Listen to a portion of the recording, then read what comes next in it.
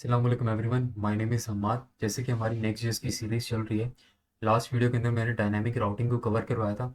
इस वीडियो के अंदर हम लोग देखेंगे कि कैच ऑल सेगमेंट्स क्या होते हैं। ठीक है, कैच ऑल सेगमेंट्स का क्या कॉन्सेप्ट है नेक्स्ट जेस के अंदर और हम इसको किस तरह यूज़ कर सकते हैं और ये किस तरह हेल्पफुल है। ठीक है, तो अगर आपने लास्ट वीडियो नहीं देखी तो आप लास्ट वीडियो लाजमी देखो, जिसके अंदर मैंने डायनामिक राउटिंग को कवर करवाया, क्योंकि अगर आपको डायनामिक राउटिंग आती है तभी आप इस कॉन्सेप्ट को समझ सकते हो, कैच ऑल सेगमेंट्स के कॉन्सेप्ट को। और अगर आपने अभी तक राउटिंग नहीं की तो मैंने 3-4 वीडियोस बनाई है राउटिंग पे, जिसके अंदर मैंने बताया राउटिंग क्या होती है। ठीक है, और नेस्टेड राउटिंग क्या होती है, उसके बाद मैंने डायनामिक राउटिंग को कवर करा है। अब कैच ऑल सेगमेंट्स को मैं कवर करवाऊंगा।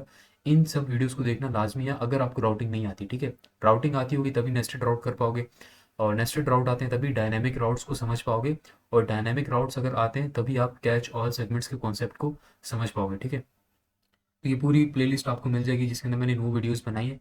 अगर आप ये नो वीडियोस कर लेते हो तो आपकी नेक्स्ट जिस की एक बेस बन जाएगी, देन आप एडवांस टॉपिक इजीली कवर कर सकते हो। ठीक है, तो आ जाते हैं। मैं लास्ट वीडियो से ही कंटिन्यू करूँगा, इसलिए मैं आपको बोल रहा हूँ अगर आपने लास्ट वीडियो नहीं देखी तो आप लास्ट वीडियो को देखो, देन आपको ये सब कुछ इजीली समझ जाओगे। तो मैं लास्ट वीडियो में अंदर हमने क्या किया था, डायनामिक राउटिंग कवर की थी। डायनामिक राउटिंग क्या होती है कि आपको नहीं पता होता कि कितने पेजेस बनेंगे, जिसके लिए आप क्या करते हो, डायनामिक राउट क्रिएट कर लेते हो। ठीक है, तो मैंने क्या किया था लास्ट वीडियो के अंदर, आपको एक डायनामिक राउट क्रिएट करके दिखाया था। इस अबाउट के पेज के अंदर मैंने एम्प्लॉय का पेज बनाया था, और एम्प्लॉय के पेज के अंदर मुझे नहीं पता था कितने एम्प्लॉय आएंगे। ठीक है, तो मैंने क्या किया, एम्प्लॉय के बाद एक आईडी का पेज बनाया। ठीक है, डायनामिक राउट बनाया आईडी का। मैंने कहा मुझे नहीं पता कि कितने एम्प्लॉयज़ हैं। ठीक है, जो भी एम्प्लॉय सर्च हो, ठीक है, तुम उसका नाम शो करवा देना। ये मैंने लास्ट वीडियो के अंदर कवर करवा चुका हूँ। ठीक है, तो एक दफ़ा इसको हम लोग रन करते हैं, रोल चेक करेंगे, अपने प्रोजेक्ट को चलाएंगे सी डी टैब। अच्छा, ये सी डी टैब मैं इसलिए लिखता हूँ कि मैं इस फोल्डर के अंदर आना चाहता हूँ। मैंने अमाद का फोल्डर बनाया था, मैं आपको दिखा देता हूँ। अच्छा, ये देखो, ये फोल्डर है मेरा। ठीक है, अमाद के नाम से। ठीक है, अच्छा, ये मेरा फोल्डर है जिसको मैंने ओपन किया हुआ है वी एस कोड के अंदर। किस तरह मैंने ओपन किया था, मैंने डायरेक्ट राइट क्लिक किया और वी एस कोड में इसको ओपन कर लिया। ठीक है, ये चीज़ें आपको समझना बहुत ज़रूरी है, फिर आपके पास ये एरर लाजमी आता है। अब मैंने यहाँ पे ओपन किया, तो अब कौन सी डायरेक्टरी है मेरी, ये हमाद के फोल्डर की डायरेक्टरी में हूँ। ठीक है, मुझे किस डायरेक्टरी में जाना है, मुझे इस ऐप के फोल्डर के अंदर जाना है। तो इसको ओपन करने का तरीका क्या था, मुझे पहले इस फोल्डर के अंदर आना पड़ता। ठीक है, इस फोल्डर के अंदर आने के बाद मुझे यहाँ से इसको ओपन करना पड़ता, लेकिन मैंने क्या किया, इसको डायरेक्ट ओपन कर लिया। तो आप क्या करते हो, यहाँ पे कमांड चलाते हो सी डी और टैब प्रेस करते हो। अब टैब प्रेस के यानी कि मुझे किस में जाना है, इस अगले फोल्डर की डायरेक्टरी में जाना है। ठीक है, तो मैं अब कहाँ पर आ गया, पहले मैं हमाद के फोल्डर में था, अब मैं आ गया ऐप वाले फोल्डर में। तो अब मैं रन कर सकता हूँ npm रन डेव, क्योंकि प्रोजेक्ट तो आपका ये ऐप वाला है ना। ठीक है, हमारा तो प्रोजेक्ट नहीं है, ऐप प्रोजेक्ट है। तो इस चीज़ को आपने बहुत अच्छे से समझना है। ठीक है, क्योंकि मैं अपनी हर वीडियो के अंदर सी डी टैप करके अपनी जो भी प्रोजेक्ट है उसको चलाता हूँ। ठीक है, सी डी टैप करता हूँ, फिर डायरेक्टरी में आता हूँ, देन मैं npm रन डेव करता हूँ। ठीक है, तो इस तरह कन्फ्यूजन ना हो, तो इसलिए मैं आपको ये चीज़ क्लियर कर रहा हूँ। npm रन डेव करेंगे। ठीक है, npm रन डेव करेंगे।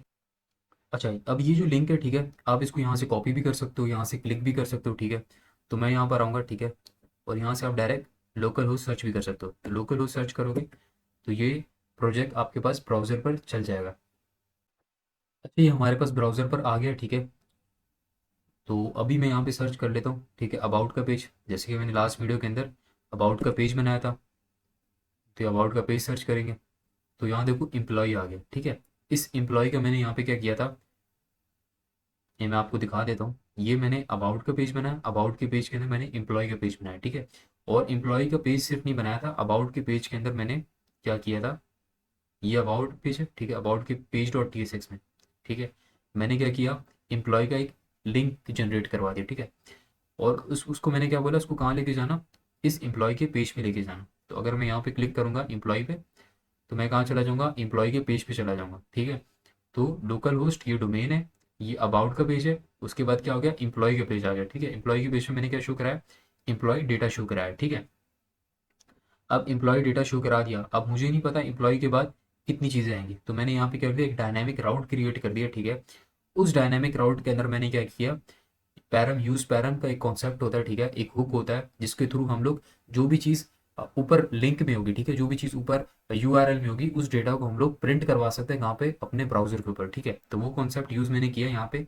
और मैंने क्या किया, जो भी चीज़ ऊपर सर्च होगी, ठीक है, वो तुम क्या कर देना, वो यहाँ पर प्रिंट करवा देना। ठीक है, लास्ट वीडियो के अंदर मैं डिटेल में ये चीज़ समझा चुका हूँ। ठीक है, तो अब उसको भी देख लेते हैं, ठीक है। अब इसके बाद अगर मैं कोई भी चीज़ सर्च करूँ, ठीक है, जैसे कि मैंने हमाद सर्च किया, तो यहाँ क्या हुआ, ये मेरा ऊपर हेडर आ गया, ठीक है, और नीचे एम्प्लॉय नेम हमाद, किस तरह, ये मैंने लिखा एम्प्लॉय नेम, ठीक है, और ये डेटा डॉट आई डी, यानी कि जो भी चीज़ ऊपर यूआरएल में सर्च होगी वो तुम इसके यहाँ पे पेस्ट करवा देना। ये मैं लास्ट वीडियो में डिटेल में समझा चुका हूँ, ठीक है। लेकिन मैंने यहाँ पे कॉन्सेप्ट आपको बताया था, हमें नहीं पता कि कितने पेजेस बनेंगे, ठीक है, कितने एम्प्लॉयज़ होंगे, जिसकी वजह से हमने क्या किया, डायनेमिक राउटिंग का कॉन्सेप्ट यूज़ किया। अच्छा, ये जो एम्प्लॉय ने मैंने आपको बता दिया हमारा आ गया, ठीक है। अब यहाँ तक तो बात बिल्कुल ठीक है, सही है। हमने क्या किया, एक डायनेमिक राउट क्रिएट कर दिया, हमें नहीं पता कितने एम्प्लॉयज़ हैं, ठीक है। किसी भी एम्प्लॉय का नेम सर्च होगा, ठीक है, उसका पेज बनकर आ जाएगा, ठीक है। वो बात अलग है कि इसके अंदर हम लोग डेटा फैचिंग वो आगे की एडवांस टॉपिक से, ठीक है। जस्ट मैंने क्या किया, आपको यूज़ पैरम्स लगा के यूआरएल से जो भी चीज़ सर्च होगी, ठीक है, उसको मैंने यहाँ पे आपको प्रिंट करवा के दिखा दिया यूज़ पैरम्स के थ्रू, यूज़ पैरम हुक के थ्रू, ठीक है। लेकिन यहाँ बात आती है, हमने इस पेज को तो डायनेमिक कर दिया, ठीक है, लेकिन अगर यूज़र क्या करे, इसके आगे कुछ और सर्च करे, स्लैश डाल के लिखे पोस्ट, ठीक है, तो यहाँ डायनेमिक राउटिंग का कॉन्सेप्ट तो फेल हो गया, क्योंकि यहाँ पे क्या हो गया, पेज नॉट फाउंड। अब आपको पता है स्लैश लग के जब भी कोई नई चीज़ सर्च होती है तो क्या यूज़र क्या कर रहा है, दूसरा पेज सर्च कर रहा है, ठीक है। अब इसको आसान करते हैं थोड़ा, ठीक है, ये आपको समझ नहीं आएगा कि अगला पेज क्यों सर्च किया, ठीक है, फिर ये अगला पेज, ये स्लैश लग के आगे चीज़ होती है क्या, ठीक है। तो हम इस यूआरएल को देखते हैं, ठीक है। इस यूआरएल में आपको तीन चीज़ें दिख रही हैं, ठीक है, एक लोकल होस्ट 3000, फिर स्लैश लग के अबाउट दिख रहा है, फिर स्लैश लग के आपको यहाँ पर एम्प्लॉय दिख रहा है, ठीक है। एम्प्लॉय के बाद ये हमारा दिख रहा है, ठीक है, ये तीन चार चीज़ें आपको नजर आ रही। अब ये जो लोकल होस्ट 3000 है, ठीक है, ये रूट यूआरएल है, ठीक है, इसको हम कहते हैं डोमेन, ठीक है। हमारी वेबसाइट की डोमेन ये है, ठीक है, लोकल होस्ट 3000। उसके बाद अबाउट का एक पेज है, ठीक है, उसके बाद एम्प्लॉय का एक पेज है, उसके बाद क्या है, हमाद एक अलग से पेज आ गया, ठीक है। बेसिकली वो आईडी का पेज है, ठीक है, मैं आपको जस्ट शो करा रहा हूँ कि ये हमाद सर्च हुआ है उस पेज के ऊपर, ठीक है। अब इसके अंदर अगर हम देखें ना, तो हम अभी कौन सा कॉन्सेप्ट यूज़ करना चाह रहे हैं, कैच ऑल सेगमेंट्स का। अब इस कैच ऑल सेगमेंट्स के अंदर एक सेगमेंट वर्ड है, ठीक है। सेगमेंट क्या होता है, किसी भी चीज़ के छोटे छोटे हिस्से को हम क्या कहते हैं, सेगमेंट्स कहते हैं, ठीक है। अब एक ये पूरा यूआरएल है, इसके क्या सेगमेंट्स हो गए, ये डोमेन एक सेगमेंट हो गया, अबाउट का पेज एक सेगमेंट हो गया, ये एम्प्लॉय का पेज एक सेगमेंट हो गया, अब ये जो आईडी में हमाद दिखा है ये एक सेगमेंट हो गया। अब जितने भी राउट्स बनते हैं वो क्या कहलाते हैं, सेगमेंट्स कहलाते हैं, अलग अलग सेगमेंट्स, ठीक है। डायनेमिक राउटिंग में हमने क्या किया, एक सेगमेंट के अंदर रहते हुए उसको हमने क्या किया, उस पेज को डायनेमिक कर दिया। कोई भी यूजर आएगा कुछ भी सर्च करेगा, ठीक है, तो वो क्या होगा, उसके पास डेटा शो कर देगा। हमने उस पेज को डायनेमिक कर दिया। लेकिन अगर स्लैश लगा के यूजर एक नया सेगमेंट सर यानी कि एक नया पेज सर्च करता है, एक नए सेगमेंट को सेगमेंट की तरफ जाता है, तो वहाँ क्या होगा, वहाँ तो हमारी डायनेमिक राउटिंग फेल हो जाएगी। तो उस सूरत में हम क्या करें, तो उस सूरत में हम लोग कैच ऑल सेगमेंट्स का कॉन्सेप्ट यूज करते हैं। इस तरह अब देखो यहाँ मैं स्लैश डाल के पोस्ट सर्च कर रहा हूँ, अब आपको पता है अब नेक्स्ट पेज सर्च हो रहा है जो कि हमने बनाया ही नहीं है। तो यहाँ तो लाजमी सी बात है 404 का एरर आएगा। लेकिन कुछ ऐसी कंडीशंस भी तो होंगी जहाँ पे हमें नहीं पता होगा कितने पेजेस बनेंगे, ठीक है, कितने सेगमेंट्स बनेंगे, ठीक है। अब ये देखो यहाँ पर जो हमारा आईडी का पेज था, ठीक है, इसके अंदर हमें नहीं पता था कि कितने पेजेस बनेंगे, ठीक है, यानी कि इस सेगमेंट के अंदर रहते हुए कितने पेजेस बनेंगे, कितने इंप्लॉयज के पेजेस बन सकते हैं, ठीक है।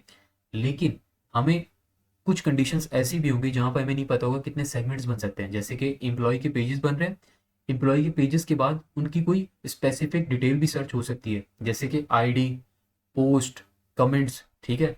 ब्लॉग वेबसाइट की एग्जांपल लेते हो तो उसके अंदर क्या होता है, आईडी, उसकी कमेंट्स, उसकी पोस्ट, ठीक है। अगर आप किसी ई कॉमर्स की वेबसाइट की एग्जांपल लेते हो तो उसके अंदर क्या होता है, प्रोडक्ट, प्रोडक्ट के बाद प्रोडक्ट की कोई कैटेगरी बता देंगे, कैटेगरी के बाद उसकी और स्पेसिफिक चीज़ें बता देंगे, जैसे कि क्लॉथ्स हुआ, ठीक है, मेंस क्लॉथ, ठीक है, फिर उसका आगे शर्ट, इस तरह के बहुत सारे सेगमेंट्स आ सकते हैं। तो उस सूरत में हम क्या चीज़ यूज़ करें, तो उस सूरत में हम यूज़ करेंगे कैच ऑल सेगमेंट्स का। किस तरह, आ जाते हैं वीएस कोड में, ठीक है। वीएस कोड में मैं आया, ठीक है। अगर हम लोग क्या करें, अच्छा अब ये आईडी का पेज है, ठीक है। अब मैं इसके अंदर आपको करके दिखा दूं तो आप लोग को अभी इतना आसानी से समझ नहीं आएगा, क्योंकि आपने इस आईडी के पेज के अंदर डायनेमिक राउटिंग आपने कवर की है। हमें क्या करना है, इस आईडी के बाद, ठीक है, इस आईडी के बाद हम लोगों ने उस कॉन्सेप्ट को यूज करना है कि कोई भी चीज़ अगर सर्च हो तो तुम उसको शो करवा देना, ठीक है। तो हम इस आईडी के अंदर क्या करते हैं, इस आईडी के अंदर रहते हुए एक कैच ऑल सेगमेंट्स का कॉन्सेप्ट यूज करते हुए एक पेज क्रिएट करते हैं, ठीक है, जिसके बाद जो भी सेगमेंट क्रिएट हो वहां पर वो उस पेज को बना दे, ठीक है। अच्छा, ये आईडी के पेज के अंदर, आईडी का पेज क्या था, हमारा डायनेमिक था, उसके अंदर कोई भी चीज सर्च हो रही थी तो क्या हो रहा था, वहां पर पेज बनकर आ रहा था, लेकिन उस सेगमेंट के अंदर ये सारा काम हो रहा था। अब उस सेगमेंट्स के बाहर यानी कि उसके आगे भी कोई चीज सर्च हुई, ठीक है, स्लैश लग के एक नया सेगमेंट बना, उसके अंदर कोई चीज सर्च हुई, पेज सर्च हुआ, उसके बाद एक और सेगमेंट बना, उसके अंदर भी कोई चीज सर्च हुई, ठीक है, तो वहां पर ये डायनेमिक राउटिंग का कॉन्सेप्ट फेल हो गया। तो अब हम क्या करेंगे, हमें क्या करना है, जो हमारा ये आईडी का पेज है, ठीक है, इस आईडी का पेज हमने डायनेमिक बनाया, हम चाहते हैं इस पेज के बाद कोई भी सेगमेंट सर्च हो, ठीक है, जितने भी सेगमेंट सर्च हो 10 12, ठीक है, तो नेक्स्ट जेएस क्या करे, वो पेज क्रिएट कर दे जिस तरह उसने डायनेमिक राउटिंग में पेज क्रिएट किए थे, लेकिन क्या, अब सिर्फ एक सेगमेंट के अंदर रह के नहीं, मल्टीपल सेगमेंट्स के लिए क्या करते, पेज क्रिएट कर दे। तो उसके लिए हम यूज करेंगे कैच ऑल सेगमेंट्स का कॉन्सेप्ट, ठीक है। तो हम क्या करेंगे, आपको पता है पेज क्रिएट करने के लिए आपने कहाँ पेज क्रिएट करना है, आईडी के पेज के बाहर, ठीक है, आपने कहाँ पेज क्रिएट करना है, आईडी के पेज के बाद, यानी कि इस सेगमेंट के बाद दो बाकी पेजेस सर्च हों, ठीक है। तो मैंने क्या किया, यहाँ पे आईडी पे क्लिक किया, ठीक है। अब मैं यहाँ पर फोल्डर पे आया, ठीक है, इस तरह आप क्या करते हो, पेज क्रिएट करते हो, पहले आप फोल्डर बनाते हो, उसके अंदर फिर पेज डॉट टीएसएक्स की फाइल। अब मैं यहाँ क्या करूँगा, अब कैच ऑल सेगमेंट के कॉन्सेप्ट को यूज करके मैं पेज क्रिएट करूंगा, ठीक है। अब कैच ऑल सेगमेंट्स का कॉन्सेप्ट कहता है कि आपने क्या करना है, पेज क्रिएट करते हुए सबसे पहले आपने लगानी है स्क्वायर ब्रैकेट्स, जिस तरह आप डायनेमिक राउटिंग में लगाते थे। उसके अंदर आपने क्या लिखना है, पेज का नाम लिखना है। तो मैंने लिखा पोस्ट, ठीक है, कि मेरे पेज का नाम पोस्ट होगा, ठीक है। अब क्या है, अब कैच ऑल सेगमेंट का जो कॉन्सेप्ट है वो कहता है कि आप जब भी पेज क्रिएट करो बिल्कुल डायनामिक राउटिंग की तरह उसको स्क्वायर ब्रैकेट्स में रखना, नाम उसके अंदर लिखना, लेकिन जो उसका नाम होगा उससे पहले आप क्या कर देना, 3 डॉट्स लगा देना। अब ये कौन सा कॉन्सेप्ट है थ्री डॉट्स का, ये 3 डॉट्स का कॉन्सेप्ट हम लोग, आप लोगों को बहुत अच्छे से याद होगा, हम लोगों ने टाइप स्क्रिप्ट में कवर किया था, ठीक है। एक फंक्शन होता है, ठीक है, एक फंक्शन के अंदर पैरामीटर्स होते हैं, उन पैरामीटर्स के बिहाफ पर आप नीचे आर्ग्यूमेंट दे दो, यानी कि 2 पैरामीटर होंगे तो नीचे आप 2 आर्ग्यूमेंट दे सकते हो, इससे ज़्यादा नहीं दे सकते, फंक्शन आपको अलाउ नहीं करता, ठीक है। लेकिन कुछ कंडीशंस ऐसी भी होती हैं जिसमें आपको पता ही नहीं होता कितने आर्ग्यूमेंट है, तो उसके अंदर हम कौन सा कॉन्सेप्ट यूज करते थे टाइप स्क्रिप्ट में, रेस्ट पैरामीटर का। रेस्ट पैरामीटर में आप क्या करते थे, जो फंक्शन के अंदर पैरामीटर होता है उससे पहले आप 3 डॉट लगा देते थे, आप फंक्शन को बता देते थे अब मल्टीपल आर्ग्यूमेंट्स को तुमने क्या करना है, अलाउ कर देना है। इसी तरह उस कॉन्सेप्ट को, ठीक है, वेरिएबल आर्ग्यूमेंट के कॉन्सेप्ट को, रेस्ट पैरामीटर के कॉन्सेप्ट को हमने यहाँ पे यूज किया, ठीक है। डायनेमिक राउट तो ये है, ठीक है, साथ साथ हमने इसको रेस्ट पैरामीटर का कॉन्सेप्ट भी यहाँ पे लगा दिया, ठीक है, जो कि कैच ऑल सेगमेंट का नेक्स्ट जेस का कॉन्सेप्ट है, ठीक है। अब इसने बोला कि अब हमें नहीं पता कि कितने सेगमेंट्स होंगे, यानी कि कितने पेजेस आगे सर्च होंगे, तुम क्या करना, जो भी पेज सर्च हो आगे कोई भी सेगमेंट लगे, ठीक है, यानी कि एक सेगमेंट से आगे दूसरा सेगमेंट में कोई चीज पेज सर्च हो, उस अगले सेगमेंट में कोई पेज सर्च हो, ठीक है, जैसे कि आईडी का एक सेगमेंट था, पेज था, उसके आगे भी कोई चीज सर्च हो, फिर उसके आगे भी स्लैश लगे कोई चीज सर्च हो, तो तुम क्या करना, पेज क्रिएट करते जाना, ठीक है। तो ये हमारा बन गया। अब इसके अंदर भी हम लोग क्या करेंगे, page dot T S x की एक अदद फाइल बनाएंगे, page dot T S x, ठीक है, RAFCE, ठीक है। इसके अंदर हम लिख लेते हैं कैच, ठीक है, और उसको नीचे भी चेंज कर लेते हैं। अच्छा, एक चीज़ आपने, गुड प्रैक्टिस ये है, इसको कैपिटल में लिखना है, ठीक है, कैच, और इसको भी हम ऊपर से क्या कर देंगे, कैपिटल। और इसकी डिव के अंदर हम लोग क्या आगे लिख लेंगे, हम लोग कौन सा टॉपिक कवर करें, कैच ऑल सेगमेंट्स, ठीक है। अब आ जाते हैं, अब देखो यहाँ पर हम इस पोस्ट को हटाते हैं, ठीक है। अब क्या है, यहाँ पर हमाद अभी आएगा, ठीक है। अब पहले हमने देखा था कि हमाद के बाद स्लैश लगा के, ठीक है, हम जब नेक्स्ट चाहते हैं, नेक्स्ट को पेज सर्च करते हैं तो वो नहीं होता, ठीक है, वहाँ पे 404 का एरर आता है क्योंकि हमने वो पेज क्रिएट ही नहीं किया। अब अगर हम स्लैश लगाएंगे, यहाँ पर हम सर्च करेंगे पोस्ट, ठीक है, पोस्ट नहीं भी सर्च करते, जैसे कि हमारे इस पेज का नाम क्या है, हमारे इस पेज का नाम क्या है, पोस्ट है। अब आपको पता है आपने जब भी कोई पेज सर्च करना है उसके नाम से करना है, जैसे कि ये आईडी है, ठीक है। अब इस आईडी को हमने डायनेमिक बनाया था, ठीक है, तो डायनेमिक राउटिंग में आप तो मल्टीपल चीज़ें सर्च कर सकते हो, लेकिन जो जो इम्प्लॉई है ये तो आप इम्प्लॉय के नेम से करोगे, अगर नहीं करोगे तो ये पेज आपको शो नहीं होगा। लेकिन अगर मैं यहाँ पे सर्च करता हूँ, ठीक है, दोबारा से लिखता हूँ हमाद, तो यहाँ पे क्या हो गया, ये पेज सर्च हो गया, ठीक है, कैच ऑल सेगमेंट्स आ गया। अब आप लोग बोलोगे कि यहाँ पर आपने क्या किया, जिस तरह यहाँ पे डायनेमिक राउटिंग में आपने हमारा सर्च किया था, ठीक है, इसके अंदर भी तो यही हुआ है कि यहाँ पे डायनेमिक राउट, यहाँ पे इसको आपने स्क्वायर ब्रैकेट्स के अंदर लिखा है, इस वजह से आपने यहाँ पे हमारा सर्च किया तो ये वर्क कर गया। अब देखो, अगर मैं इस हमाद के आगे, ठीक है, अब ये तो पेज खत्म हो गया, अब नेक्स्ट सेगमेंट में आ गया, अगर मैं दोबारा से हमाद सर्च करता हूँ, दोबारा से कैच ऑल सेगमेंट, मैं कुछ और नाम सर्च करता हूँ, अहमद,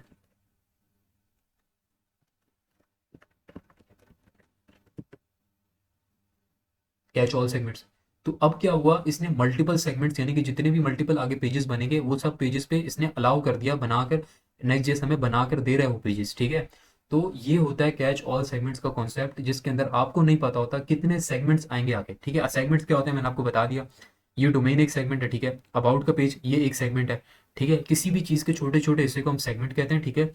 अब यहाँ पे इस यूआरएल में सेगमेंट क्या है, ये अबाउट का पेज एक सेगमेंट है, एम्प्लॉय का पेज एक सेगमेंट है, ठीक है, इस आईडी का पेज यानी कि जो उसको हमने डायनेमिक बनाया था, जिसके अंदर हमने हमाद सर्च किया तो वो एक अलग सेगमेंट है, उसके बाद दोबारा एक हमने हमाद सर्च किया वो एक अलग सेगमेंट है, ठीक है।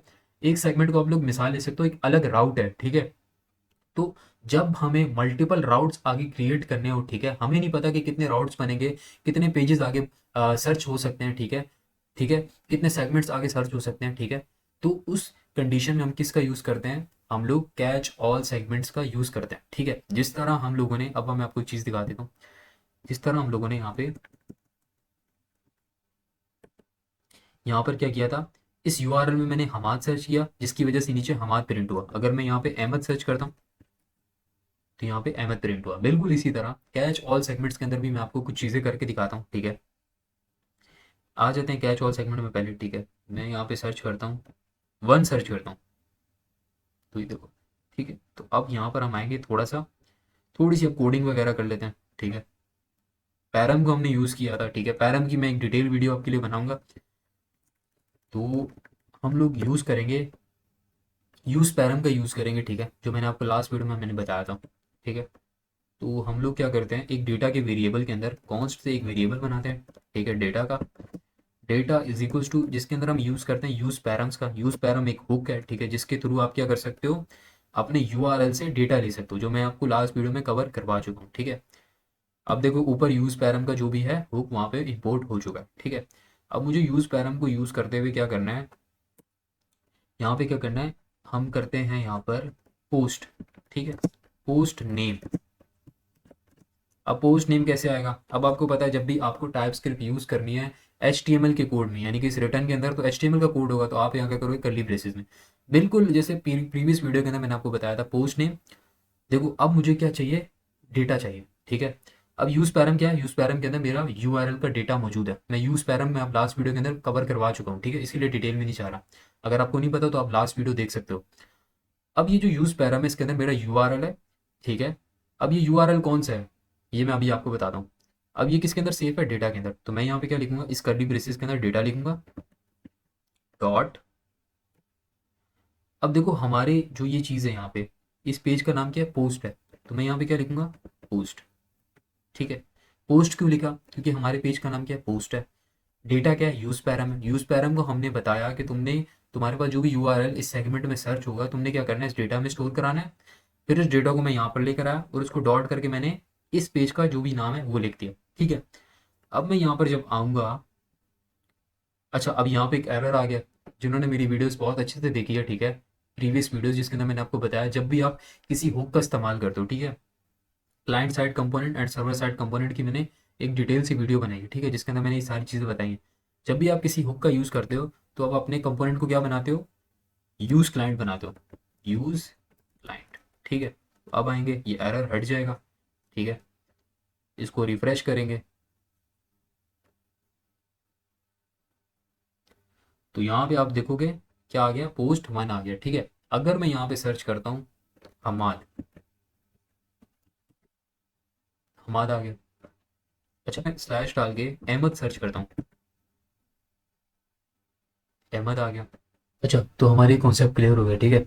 अब वो हम लोगों ने यहाँ पे कॉन्सेप्ट यूज़ किया है पैरम का, ठीक है, पैरम जैसे मैंने आपको दिखाया कि अब ये जो डेटा है ये वहाँ पर दिख रहा है, ठीक है, हर सेगमेंट पे हर पेज पे जो भी अलग पेज क्रिएट हो रहा है, ठीक है, वहाँ पे ये चीज़ें दिख रही हैं। अब बात आती है कि उन पेजेस पे डेटा किस तरह फैच होगा, वो एडवांस टॉपिक्स है, ठीक है, कि डेटा फैचिंग किस तरह हम लोग इन पेजेस पे डेटा लेकर आएंगे, ठीक है, तो वो एडवांस टॉपिक्स के अंदर आएगा। जस्ट मेरा काम था आपको ये समझाना कि कैच ऑल सेगमेंट्स का कॉन्सेप्ट क्या है, कि किस तरह जब आपको नहीं पता होता कि मल्टीपल सेगमेंट्स यानी कि मल्टीपल चीज़ें जब सर्च होंगी, जैसे कि अगर ई कॉमर्स की वेबसाइट की बात की जाए कि अगर एक कैटेगरी पे, ठीक है, सब कैटेगरी फिर सब कैटेगरी फिर सब कैटेगरी, जैसे कि क्लॉथ सर्च किए, उसके बाद मैन क्लॉथ, उन क्लॉथ के अंदर शर्ट को सर्च किया, ठीक है, फिर उसके अंदर भी कोई ब्रांड का नाम लिया, ठीक है, फिर उसने प्राइस लिया, तो इस तरह बहुत सारे सेगमेंट्स आ सकते हैं। तो उसके लिए कि आपके हर अलग अलग पेज क्रिएट करोगे, अलग अलग डायनामिक राउट क्रिएट करोगे, तो इस तरह बहुत कॉम्प्लिकेशंस हो जाएंगी, जिसके लिए आप क्या यूज़ करते हो, कैच ऑल सेगमेंट्स का कॉन्सेप्ट यूज़ करते हो। सारी चीज़ें डायनामिक राउटिंग की तरह ही होती हैं, जस्ट आप क्या करते हो, उसके अंदर उसको पेज क्रिएट करने से पहले आप उस पेज के नेम के पीछे 3 डॉट्स लगा देते हो। वो 3 डॉट्स क्या है, रेस्ट पैरामीटर वेरिएबल आर्ग्यूमेंट का कॉन्सेप्ट है, जो कि आप लोग टाइप स्क्रिप्ट में पढ़कर आ चुके हो, ठीक है, जो आपको मल्टीपल आर्ग्यूमेंट्स अलाउ करता है। यहाँ पर क्या है, नेक्स्ट के कॉन्सेप्ट ने कैच ऑल सेगमेंट्स के कॉन्सेप्ट में वो क्या करता है, आपको मल्टीपल सेगमेंट्स को अलाउ करता है, मल्टीपल पेजेस को, मल्टीपल राउट्स को अलाउ करता है, ठीक है, कि जब भी कोई मल्टीपल आगे पेजेस सर्च होंगे वो पेज बनाकर देता जाएगा, जिस तरह वो डायनामिक राउट में कर रहा है, ठीक है। आज की इस वीडियो के अंदर हमने देखा कैच ऑल सेगमेंट्स का कॉन्सेप्ट क्या होता है नेक्स्ट के अंदर, और ये कितना हेल्पफुल है, ठीक है। और लास्ट वीडियो के अंदर हमने डायनामिक राउटिंग को कवर किया, ठीक है। अगर आपको डायनामिक राउटिंग नहीं की, ठीक है, तो ये आपको चीज़ें समझ नहीं आएंगी। तो पहले आपने डायनामिक राउटिंग करनी है, और अगर आपने राउटिंग नहीं की, ठीक है, तो अभी राउटिंग की वीडियो भी आपको मिल जाएगी, ठीक है, नेस्टेड राउटिंग की भी आपको वीडियो मिल जाएगी, नेक्स्ट का इंट्रोडक्शन क्या है, अभी सारी वीडियोस आपकी बेस बना देंगी, जिसके बाद आपको जो आने वाले एडवांस टॉपिक्स है, ठीक है, आने वाले एडवांस टॉपिक्स हैं वो आप इजीली समझ लोगे, जैसे कि डेटा फैचिंग वगैरह, ठीक है। आगे हम लोग एपीआईज क्रिएट करेंगे, वो सारे एडवांस टॉपिक आप लोग वह भी समझ पाओगे जब आपकी बेस स्ट्रांग होगी, ठीक है। तो आप इन सारी वीडियोस को देखो, ठीक है, इन वीडियोस को देखने के बाद आपको ठीक ठाक नेक्स्ट की नॉलेज भी होगी, ठीक है, और जब भी आप एडवांस टॉपिक्स करोगे तो आपकी बेसिक क्लियर होगी, ठीक है, तो आपको वो जो भी चीज़ें होंगी ना दोबारा से देखने की जरूरत नहीं पड़ेगी। तो पहले नो वीडियोस को देख लो, ठीक है, फिर हम लोग आगे जाके एडवांस टॉपिक्स को कवर करेंगे, ठीक है। और अगर आप नेक्स्ट जेस के प्रोजेक्ट्स करना चाहते हो तो मैंने अपने गिटहब पे प्रोजेक्ट्स अपलोड किए हुए, ठीक है, वहाँ से आप लोग कोड लेके प्रैक्टिस कर सकते हो, ठीक है। गिटहब का लिंक मैं डिस्क्रिप्शन में दे दूंगा। इस वीडियो के कुछ दिन बाद, ठीक है, मैं ब्लॉग वेबसाइट की वीडियो, ठीक है, एंड पोर्टफोलियो वेबसाइट की वीडियो भी अपलोड करूंगा, वो भी इस नेक्स्ट जेस के प्रोजेक्ट्स में साथ साथ कवर करवाता जाऊंगा। अगर आपने यहाँ तक सारी वीडियोस को अच्छे से देखा है तो वो प्रोजेक्ट्स आप लोग इजीली बना लोगे, ठीक है। अगर आपने ये सारी वीडियोस की हुई हैं तो उन प्रोजेक्ट्स को आप लोग इजीली बना लोगे, ठीक है, उसके अंदर जैसे हम लोगों ने फ्रंट एंड का काम किया होगा। तो आज की वीडियो में इतना ही, ठीक है। अगर वीडियो अच्छी लगी तो वीडियो को लाइक करो, ठीक है, गिटहब का लिंक दे दूंगा, वहाँ जाके फॉलो भी कर देना, और उसके ऊपर मैंने प्रोजेक्ट्स बनाए हुए, ठीक है, उन प्रोजेक्ट्स का कोड यूज़ करके आप प्रैक्टिस कर सकते हो, कॉपी पेस्ट नहीं करना, प्रैक्टिस करना, ठीक है।